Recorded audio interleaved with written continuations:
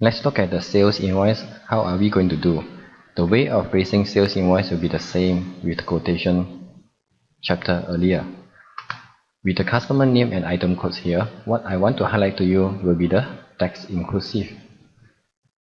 The item is selling at 25 ringgit and your tax amount 150, so 2650.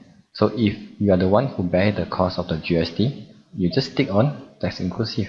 So the total selling price is 25, which you are bearing 142 tax. Then how can I check system are posting to the right account? For the sales invoice, so each item codes we can set it to the relative stock group that which will post to the respective GL account. If you want to see whether it's correct account, you can always come to here and turn on the account code. So as a result here, you'll be seeing additional one column where you can see all are posted to the different GL code. Okay, so as I can see, so this is supposed to 502,000 for item Maxis prepaid. Then how about if I wish to change it to other sales account? Can I just direct change it here? Okay, so here if you want to edit the account, you can always pull down the menu here and switch the column search and type the account that you want to post to. Let's say accessories account. Okay, other than this, then anyway I can check these invoices are inserted by which user? For the history of the data entry on the documents, you can always right click, select audit trail here.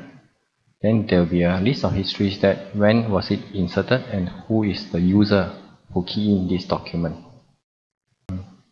Now one more I want to highlight to everybody is if you wish to print a batch of invoices rather than one by one, you can always come to the system here.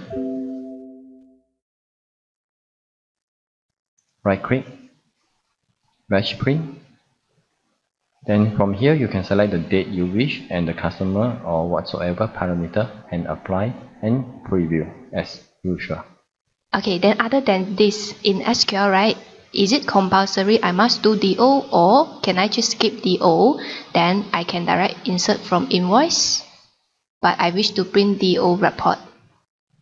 Here in the design of SQL accounting, there's always two ways to go about it. Number one, if you're going on the conventional method, you can raise DO first, then you raise invoice where you transfer from DO.